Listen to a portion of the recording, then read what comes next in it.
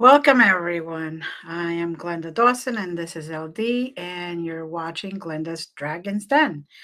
We are being streamed on the Conscious Awakening Network on Roku TV, Apple TV, Amazon Fire TV, and many other streaming platforms like Spotify.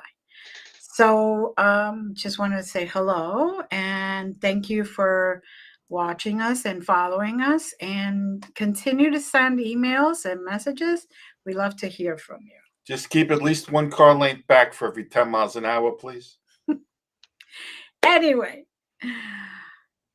today we have a very special guest who's written books and who has a very good um, idea on many different things. I'll let you.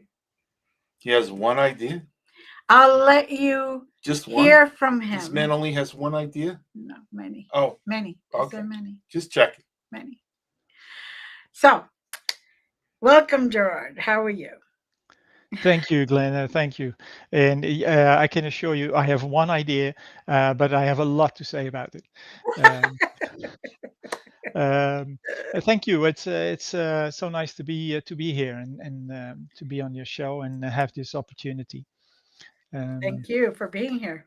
As you say, I've written books, and a lot of my books are to do with um, the contactees of the 1950s. Um, in the 1950s, many of your audience, I'm sure, will know that there were many, or quite a few Americans who claimed to have been contacted by people from space who landed in their flying saucers. The Americans were not the only ones. The same thing happened in Europe and in South America and elsewhere in the world.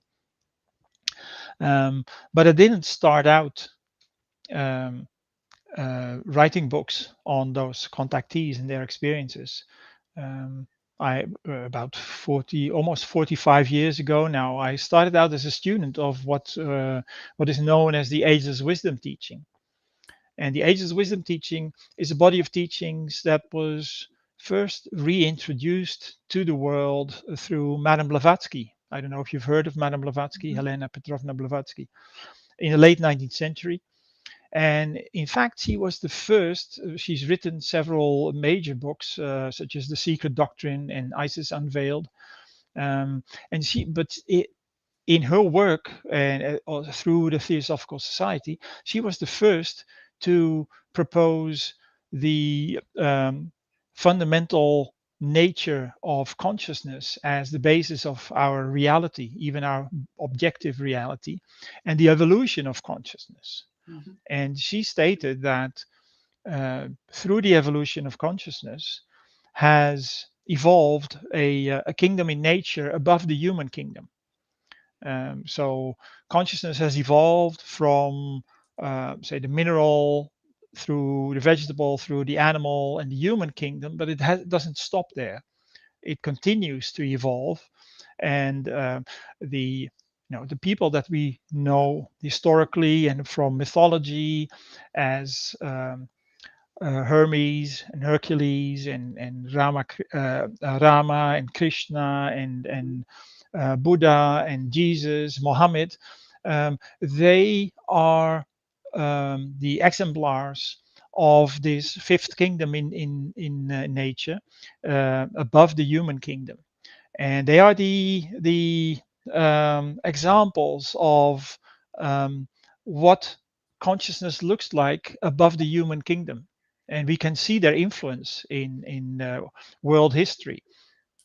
I mean, apart from the accidents that happen when people become extremist about their views, but Mhm. generally speaking, there's millions of Christians and millions of Muslims and millions of Hindus and Buddhists who are doing the best to follow the teachings as they understand them, without having to resort to violence or anything. Often people seem to think that religion equates violence, and I think that is something that, unfortunately, has been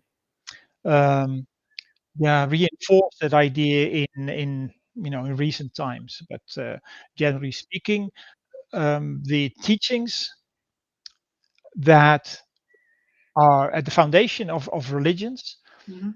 um, are really to do with reconnecting our individual consciousness with the source of consciousness. Mhm.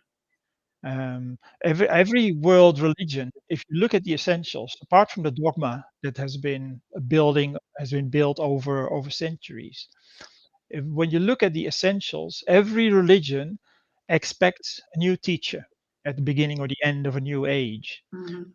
So, the Jews are waiting for the Messiah, the Christians are waiting for the second coming, and the Buddhists are waiting for the fifth Buddha. Um, the Hindus are waiting for the 10th incarnation of Vishnu, or Kalki avatar. Sections of Islam are waiting for the 12th Mahdi, the return of the Mahdi who disappeared. So that's a universal notion of a returning teacher. We also see in every world religion that a teacher Mhm. comes to bring a new revelation about life, about uh, finding our way back to what generally people call God, um, reconnecting with that source of life. Mhm. Well, the word religion actually derives from the old Latin religare, which means to reconnect. Um, and the teachings always come down to one major point, and that is to treat others the way we ourselves want to be treated. Mhm. So when we try to follow their teachings and put them into practice, it needs to be in those terms of treating others the way we ourselves want to be treated. Those are three universal notions that lie at the foundation of every religion. And the interesting thing through my research now is that through systems science, which is a relatively new field in science, which brings together findings from different scientific disciplines, the same picture emerges. Hmm. Post-materialist science um, posits that there's no such thing as matter.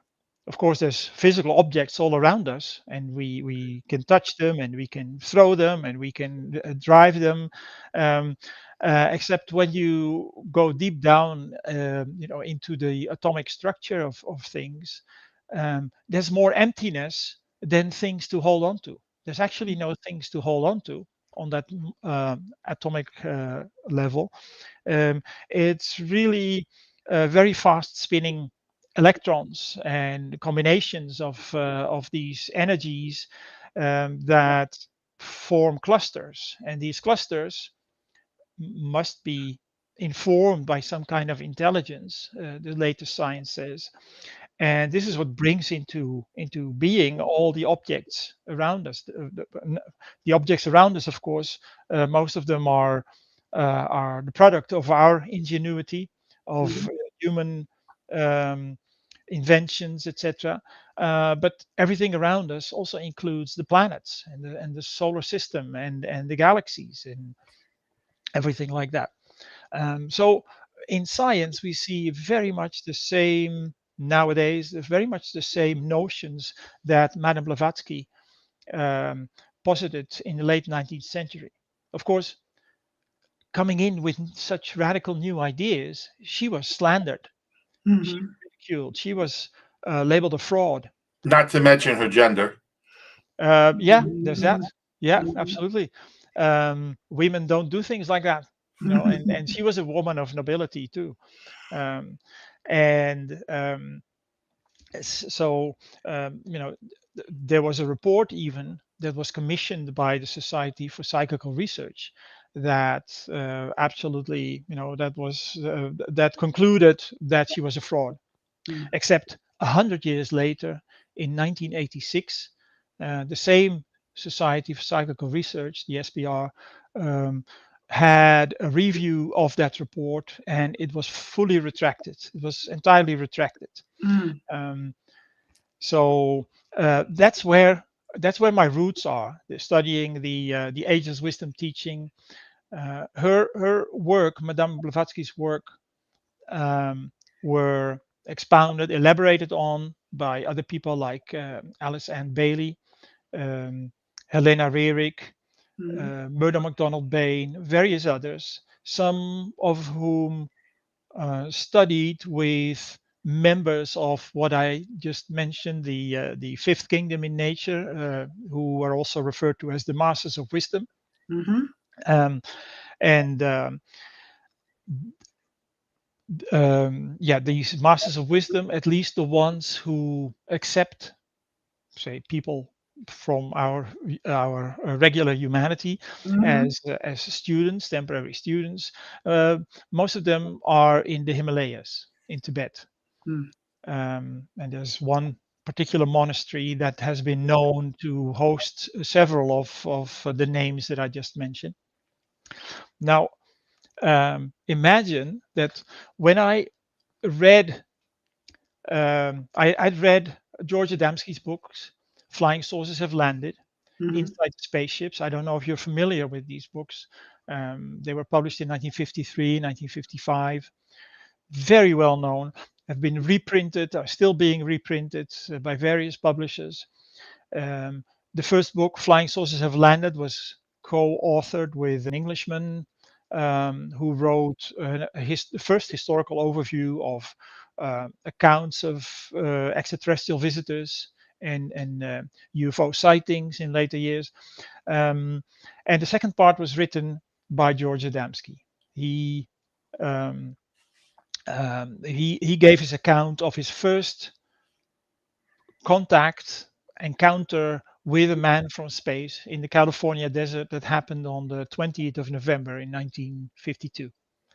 So Mm. those two pieces were published together as Flying Saucers Have Landed, and that was reprinted 12 times in the US alone in the first 3 years after its publication, and translated in no less than 10 foreign languages in the first 4 years Mm. after it first appeared. So that gives you an idea of how immensely how what an immense interest there was in his story, in the notion that life extends well beyond our own planet.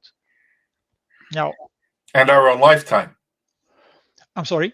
And our own lifetime. Yes. Oh, yes. Yeah. Yeah. Yeah. Indeed. Um, and his first book was followed up by an account of his further experiences with these visitors from space. He was invited on board flying saucers and taken to what are known as motherships. Mhm. He has been taken around the solar system, and he wrote about those experiences in Inside the Spaceships in 1955. Now, um, these books I read a bit later, and I became seriously interested in George Adamski's work in, say, around 2007, 2008, when I found out that he his first book, what was then thought to be his first book, was titled Wisdom of the Masters of the Far East. Mm. And then I found out through various accounts about his life that as a very young boy, he was taken to Tibet to study there. Mm. Um, Probably more than once, but there's we can't be sure about that. Um, and Wisdom of the Masters, the Far East, is a really beautiful, very succinct summary, you could say, a concise summary of these teachings by the Masters of Wisdom. And it was amazing for me to see that connection between my own background and the accounts of what later would become who later would become the most famous of the American contactees. There have been several others, as I mentioned. Buck Nelson, Truman Bethrum, Daniel Fry, Howard Menger, and others in the 1950s, none of whom, by the way, ever talked about having been abducted or any bad experiences. Those only appeared later when the authorities became concerned about the massive public interest in the messages from space, and the messages, um, um, you know, urging humanity to find ways to cooperate on an international level to prevent nuclear annihilation and international conflict. Um, that's only when the first stories of abductions began to appear to scare the public, Mm. who they found were too interested. Um, and so there were various other contactees, but George Adamski is the only one who was already teaching metaphysics in the 1930s in Laguna Beach, based on his experiences in Tibet. Um, and critics have said that when the first talk about flying saucers began following the Foo Fighters in the towards the end of the Second World War, and the crash in Roswell, and the Kenneth Arnold sighting over Mount Rainier in Washington State, that's when Adamski switched gears and started faking his photographs and coming up with tall tales about his contacts. But if you actually read his work, and I dare say most of his critics don't bother to pick up his books and read for themselves. They just parrot what some debunkers came up with from the mid 1950s onward. But if you read his books yourselves, starting with Wisdom of the Masters of the Far East, or even his very first publication, which I Mhm. covered in 2018, in The Invisible Ocean, you will see that the common thread is about consciousness. Hmm. He taught about consciousness being fundamental to life and to our reality, even in the 1930s, in his first book in 1932. He continued to do so in correspondence before he became world famous, before his first contact. There were letters which I published last year, a collection of letters to one of his students, written between 1950 and 1952, was all about consciousness. Mm. His teachings or the teachings that he receives and publishes in Inside the Spaceships in 1955, a lot of it has to do with consciousness and the evolution of consciousness. And it continued into his later books, The Cosmic Philosophy, and his study course, the study of life, science of life study course. So um, Adamski was the one of the earliest. He was asked, "Are you a Theosophist? Are you a Rosicrucian?" Um, Mm. and he said, "No, I've never been a member of any of those organizations." But you can see from his own writings that he was on the ball, the same ball that the latest science is now informing us is what constitutes our reality. And Mm. that's why, to me, George Adamski is the most important and also the bravest of the early contactees. Mhm. Now, back in the 60s, we had a franchise that became huge in science fiction called Star Trek.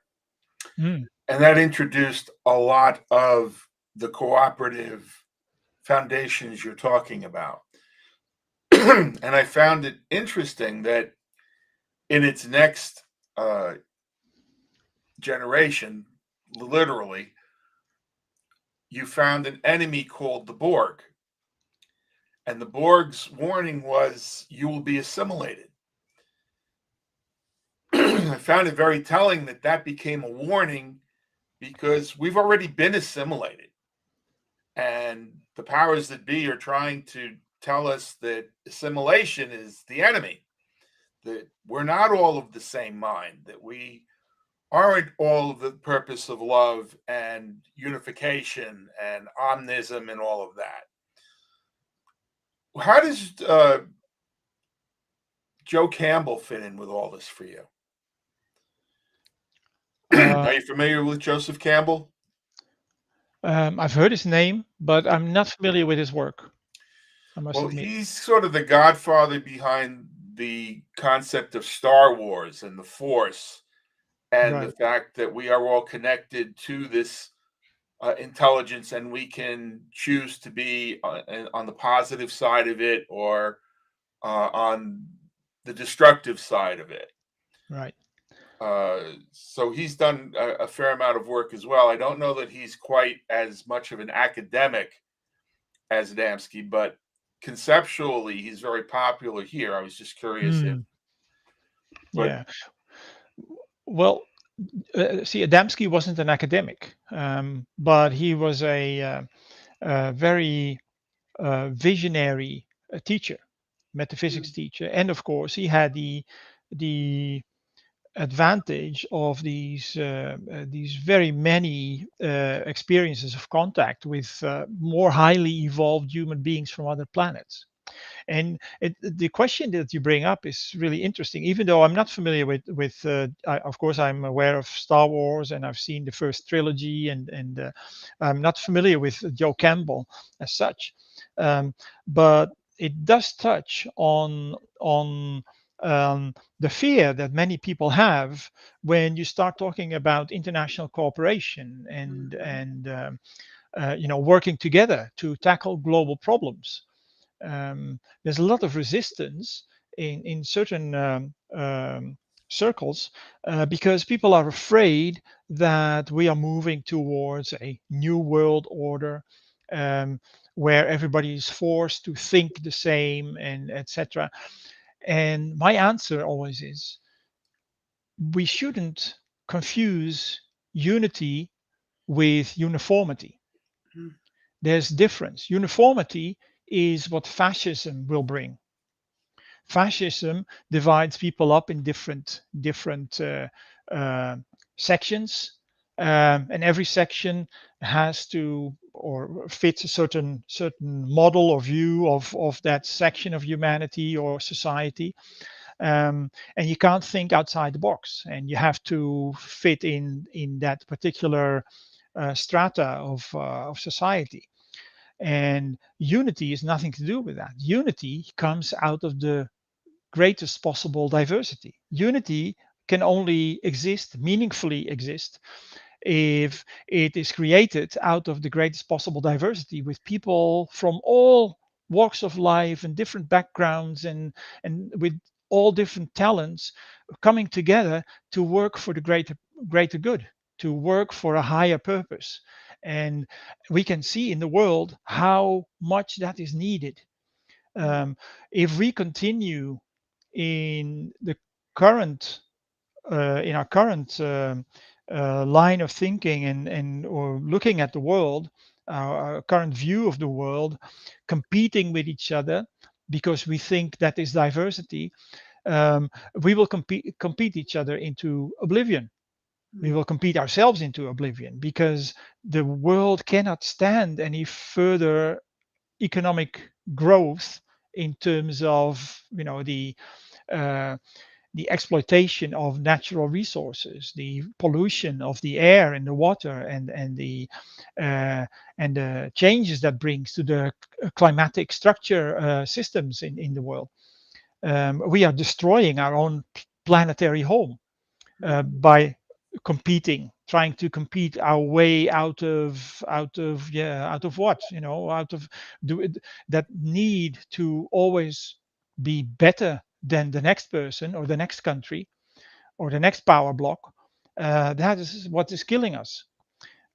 Instead, if we would contribute our ingenuity and all everything, our inventions, our technology, our know-how, if we would pull that um, and compete with our past achievements and past attainments, then we will be able to build a better world for everyone, where everyone can be fed and go to school and get health care um, when they are ill. The United Nations Declaration of Human Rights guarantees those things adequate housing, food, healthcare, and education to every human being just for being born in the human kingdom.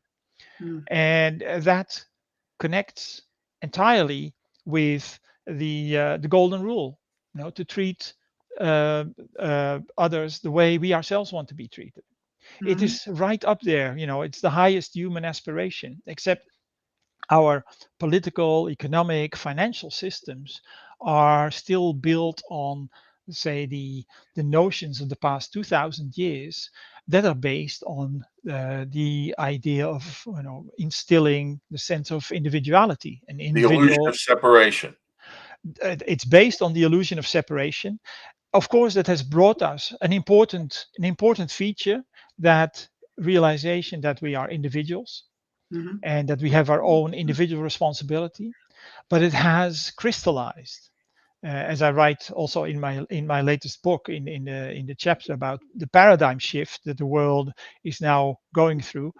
Um, the you know when if we would be able to step back, to perhaps get on a space flight and look at the evolution of humanity in the past 2,000 years, just like Edgar Mitchell on his way back from the moon in the Apollo 14 mission, had this epiphany of seeing the Earth against the black expanse of space, Mhm. and the moon, surface of the moon and the sun, and he realized everything is one.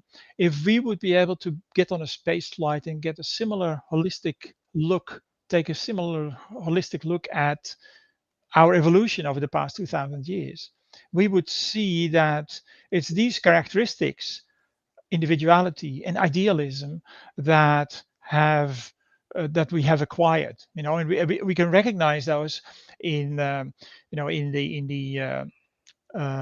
in the Gospels of the New Testament. If you see those as vignettes to live by, you will Mhm. see that Jesus um, went into the temple to challenge the authority of the religious leaders of the time. And teaching us to think for ourselves, to let us Mhm. know that we are our own individuals and that we have our own responsibility. And that And it begins and ends with love. exactly, exactly. Um, and his willingness, and the willingness of his followers, his disciples, and many after them, who came after them, to die for their beliefs, sowed the seeds for the other characteristic, idealism. And both of these, individuality and idealism, have crystallized Mm. into extreme notion of, well, I'm responsible for myself, so I'll try to get ahead of you, and I'll do anything I can to get more than you. So it's become some kind of extreme selfishness. Yes. And idealism has crystallized into fanaticism, no longer being willing to die for your beliefs, but to kill for your beliefs. Yeah. So, it shows that the old paradigm, the characteristics that we've acquired in the past 2,000 years, has outlived its purpose and its usefulness. And they have crystallized, and they're now getting in our way. They're actually seriously threatening our continued existence on this planet. Mm. And it is forcing us through climate change, through the political, economic, financial crises, um, to make a choice. Mm. We have to make a choice. With the tensions flaring up again in Eastern Europe, but also at the borders of the European Union, at the borders of Mexico and the United States, and in Asia, people who have been denied a decent existence through the flawed economic structures that are based on greed and exploitation, have they no longer see any options for themselves in their own country, so they go to where they think options are available, Mhm. legally or illegally, because people have to live. Mhm. People will do anything if their future or their livelihood or their existence or that of their children is in danger. They will find a solution. So we have a choice now, as a global society, as a human society, to continue in our old separative ways and compete, continue to compete and create more conflict and chaos and ultimate destruction, or to start working together to recognize that we have a responsibility not only towards ourselves but towards every human brother and sister in the world, um, every human man, woman, and child in this world, um, to live a humane life, Mhm. because we're all children of the same Mother Earth, and we all have a right to at least the basics to live. Um, and if we work together, on a global level, and it would require reform at the United Nations level. It would require that the current five major powers that hold veto rights in the United Nations give up those rights and actually begin to work as responsible members of the international community. Then we can start to solve the problems that are besetting us today and that are causing such immense dangers to our existence. Mhm.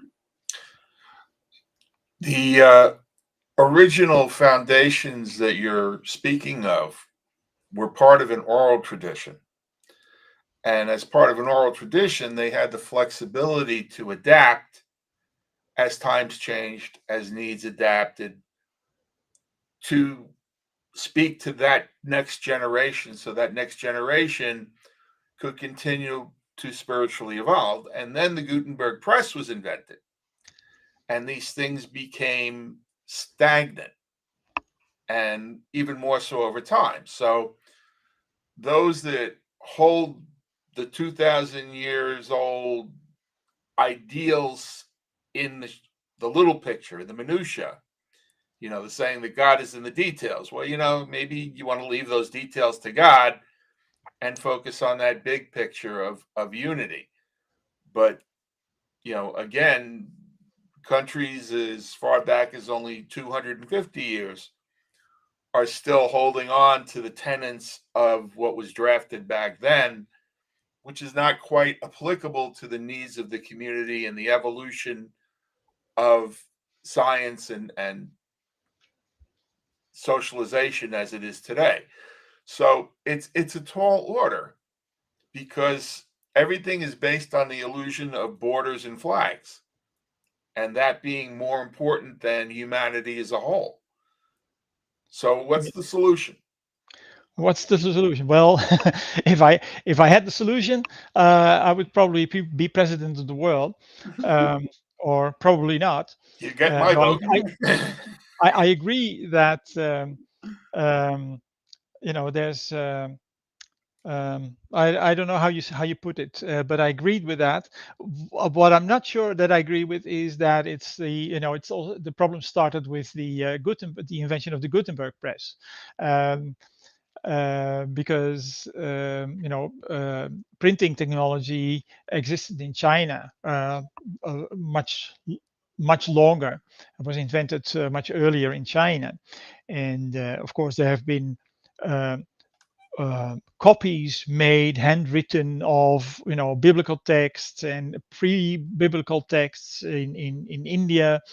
It's not so much the invention of book printing that has led to the stagnation of ideas or the crystallization of ideas, I think, because it has done the humanity a major service in the proliferation of education.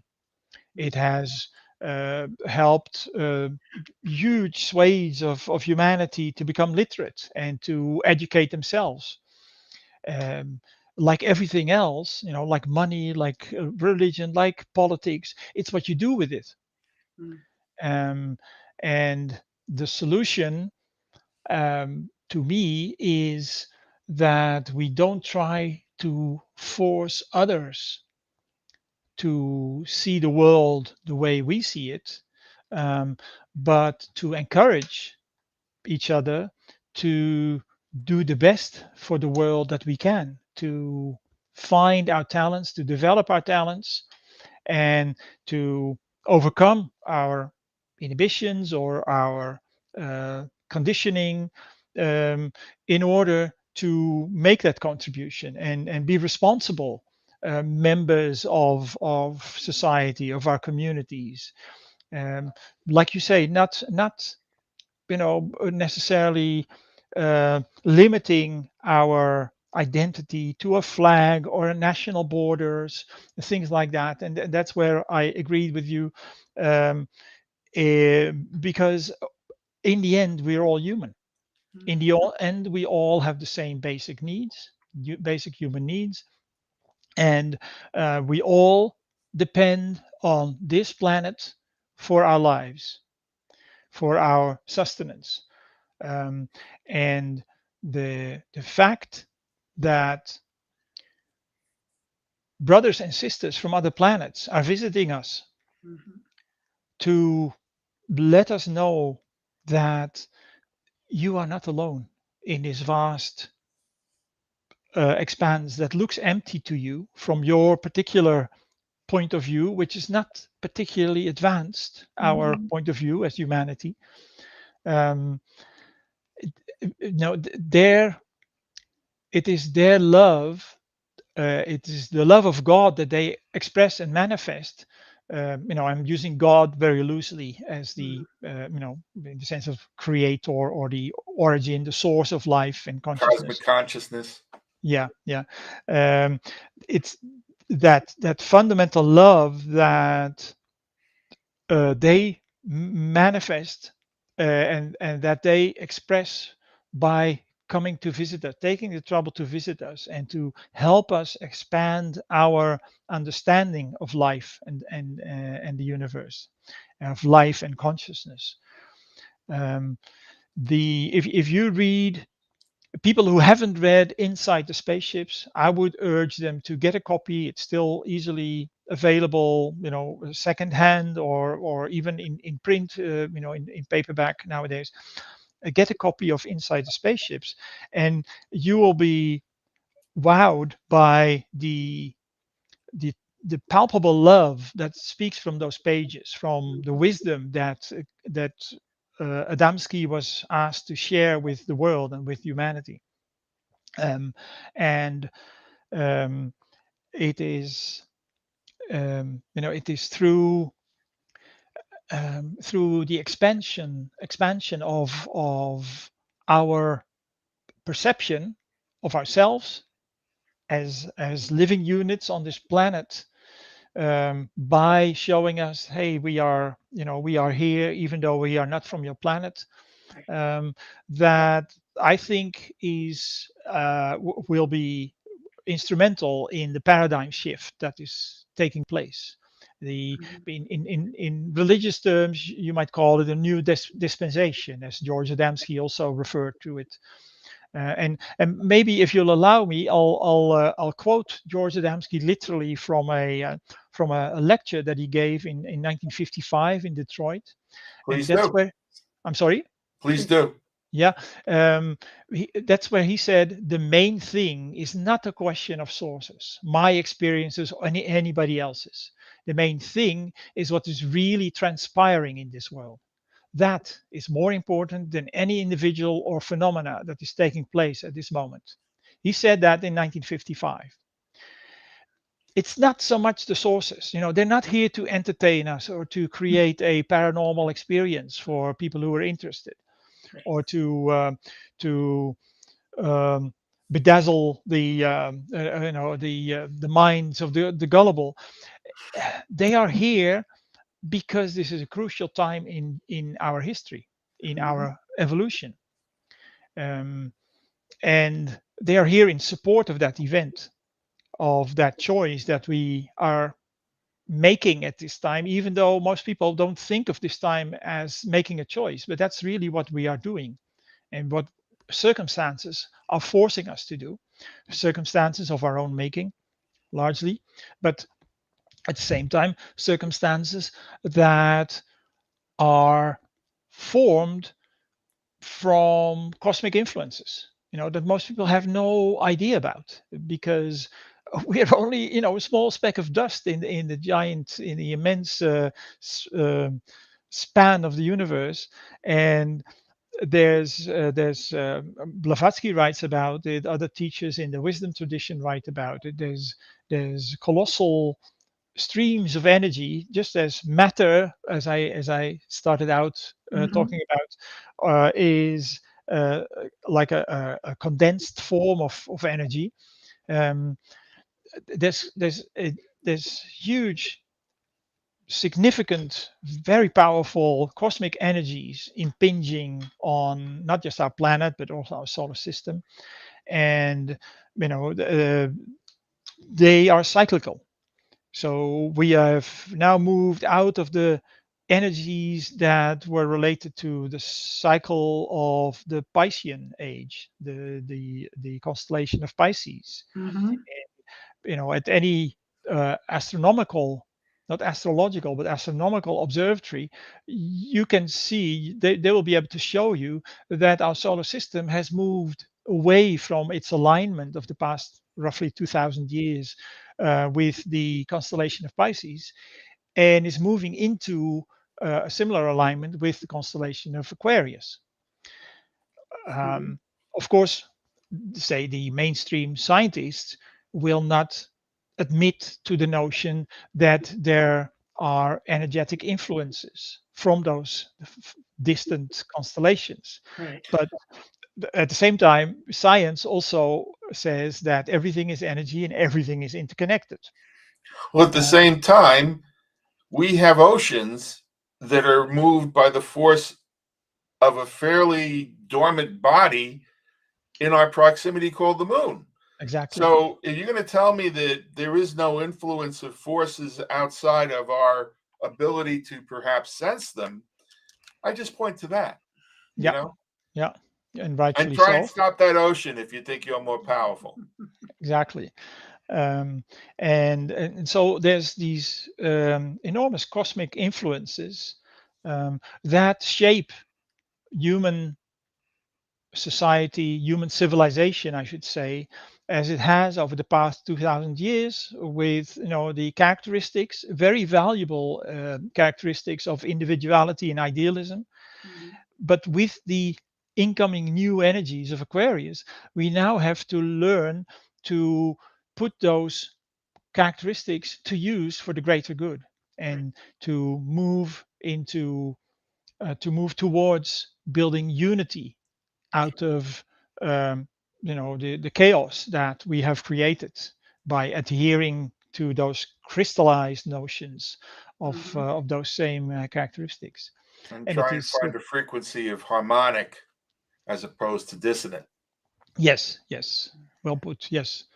And that is the main thing that is going on now, as George Adamski said in his lecture in 1955.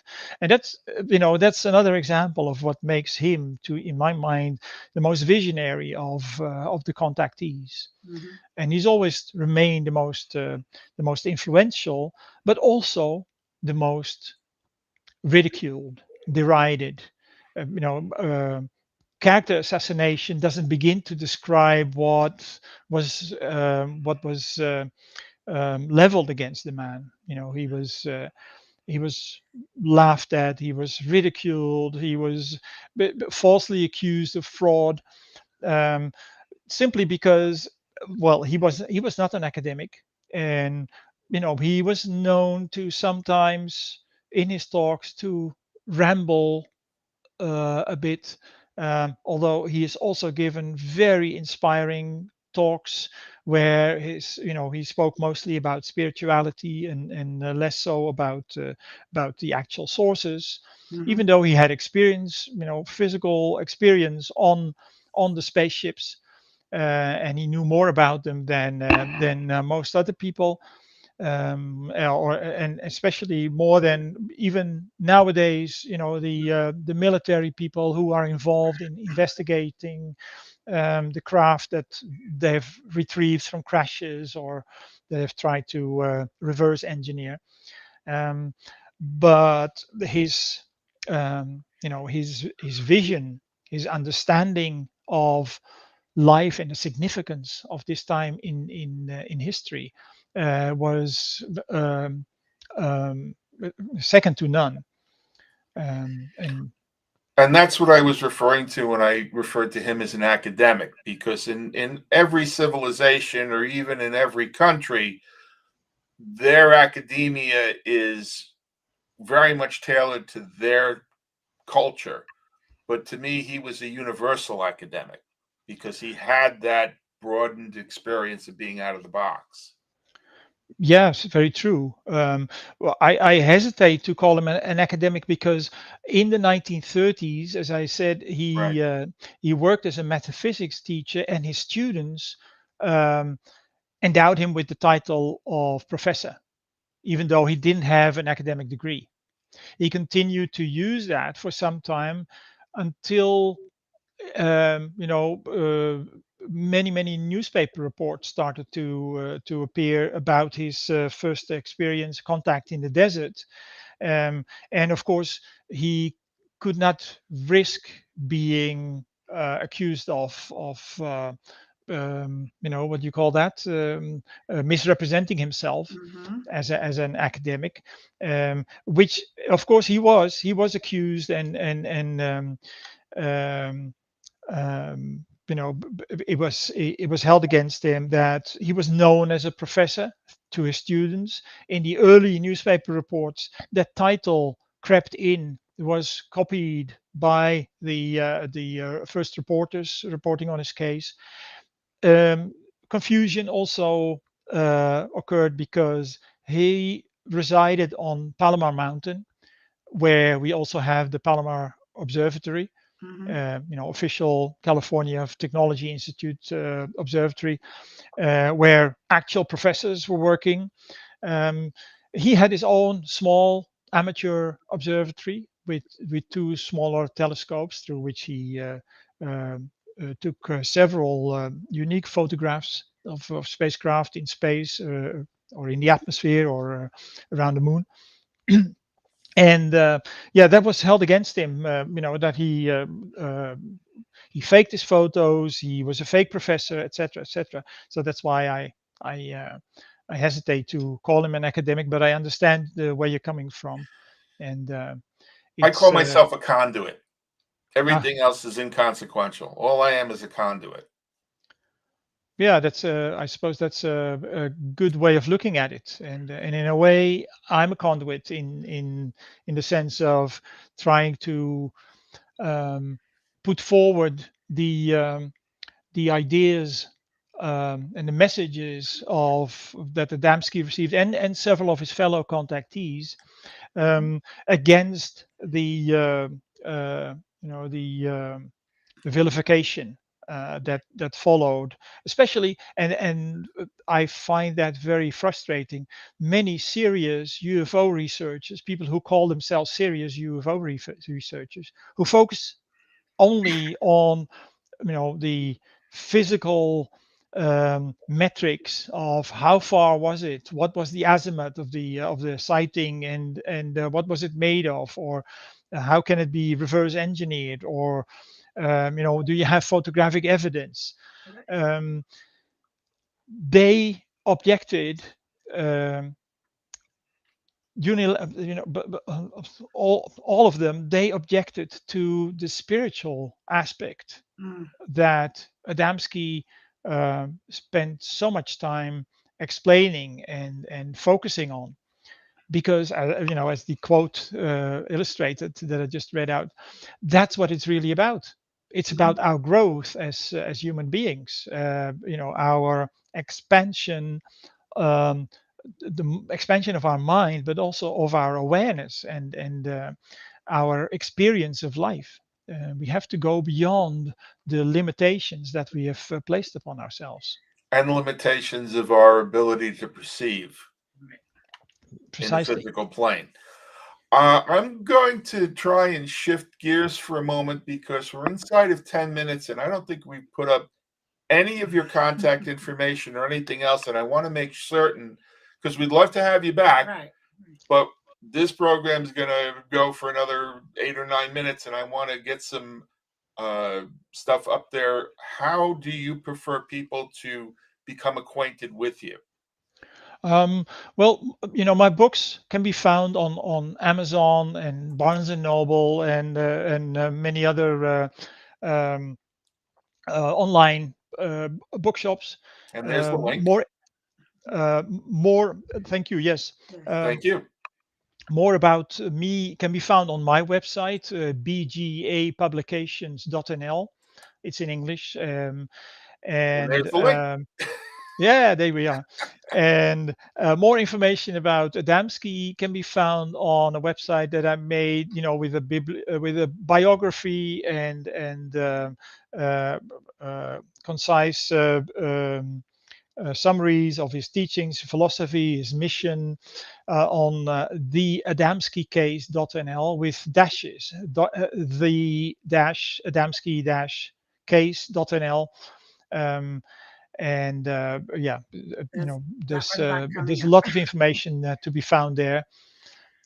So yeah, and my latest book, the Adamski book of UFO UAP disclosure, um, that has 7 what I call exhibits. They're basically chapters, exhibits, Mhm. where things that have recently been confirmed, such as, for instance, the Pentagon authentication of videos recorded by Navy jets of unidentified aerial phenomena. They look very much like the old-fashioned flying saucers. Um, confirmed um, what Adamski was already photographing or saying in the 1950s. Mm. So, photographs, anomalous materials, contact. We haven't spoken about scientists. Most recently, the Israeli head of the Israeli space program in Right. December 2020 uh, made the headlines claiming that contact has been made with extraterrestrial visitors, Mm. which, of course, is what Adamski said in 1952. Um, nuclear concerns. People will remember when in 2010, Robert Hastings, UFO researcher, put up a press conference in Washington, D.C., featuring, I believe, 7 out of a group of 120 active and former military personnel who all witnessed UFO sightings over the military nuclear bases at the time when these went offline. Mm. In the very first report about his very first contact, Adamski mentioned the visitors' concern with our nuclear weapons and our nuclear arms race. So on and on. So my latest book, the Adamski book of UFO UAP disclosure, uh, brings these things together and shows unequivocally how far ahead of his time George Adamski was, and that he deserves proper, serious uh, um, attention for his work. And that's on the Amazon page with your other Ah, yeah. publications. Right. Yes, it is. Yeah, people can find it there. Yeah. Yeah. And what's next for you? I know you're very busy. I know you said that you've got a busy month coming up, I believe. So what's driving you right now? Because I mean, your passion is palpable. Yes. Um, well, for me, the coming months will be mostly I'll be tied up with work for school. I'm a teacher trainer, Okay. still working. I'll be retiring in a year and a half, but for now, I have students to assess, um, and I've a couple more interviews lined up for this month. Um, and yeah, at the moment, I don't have time to think about new things to write, but they will come to me, and Mhm. there's no doubt in my mind that there will be more books forthcoming. I have no concrete ideas that I'm working on at the moment, but they usually drop into my brain, and then before I know it, there's another book. Mm. I'll let you know about it when it happens. Good. Please. Please. And you're certainly welcome back anytime, because we've just scratched the surface, obviously. And just like this planet alone's been around for millions of years, and we've only been able to have the resources to disturb the solar system in the last 100 or so. Right. So, things are moving.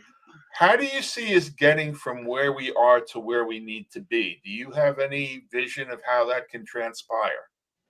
Well, um, I think, as I indicated, that the crises that we have created will force us. They Mm, will force our hand. They will force us to choose. There's no way we can continue without either destroying ourselves or taking a different course of action. Um, and of course, we have the help of the space visitors, the space brothers and sisters. right. They are here in support of this crucial time in human evolution. And as I indicated, there's this universal notion in all the world religions that at the end or beginning of a new age, a teacher will emerge. And I have very good hopes, also from my background as a student of the wisdom teachings, the ages wisdom teachings, that a new teacher is in the world and ready to emerge when humanity is at its greatest need. And so, a teacher like that will not solve our problems. He will not wave a magic wand and all our problems will be gone. Right. But a teacher like that, along with the presence and more open visibility of the visitors from space, our brothers and sisters from space, will inspire us to make the right choices. And Well, we're not here to it will have still be a people long enable us. struggle. I'm We're sorry. not here to have people enable us. We're here to do our own work. Exactly. Yeah. And I think that's the concept that's getting very lost in the world today, is Yes. Yes. everybody's looking for someone else to do it for us. Hmm. Very well put. Yes. And it's really our responsibility to solve the problems that we have created, Hmm. and our responsibility to look after our brother and sister. Correct. Oh, And our responsibility to understand that, our brothers and sisters are every bit as important as we are, and that actually extends beyond the human race. But it's hard enough for people to get a grip on it just in the human race, apparently. Yeah, yeah. But it's we're running into a brick wall as a human race, and Mhm. that smack in the face will should wake us up Hopefully. Or knock us out. or knock us out. Yeah, we will see. But I have good hopes that we will be woken up, and there's every reason to believe that a brilliant future awaits us. We haven't even scratched the surface of our potential. Absolutely agree with you there. Glenda's going to take us home. If you could stay with us once we end the podcast, we just want to say goodbye to you offline. Honey? Well, thank you again, Gerard. It was wonderful, and I It was my pleasure. definitely want to see you come back and expand a little more. Thank you to the audience. It was great. Keep sending us emails, keep sending us messages. And like always, many blessings. We love you. Have a good one.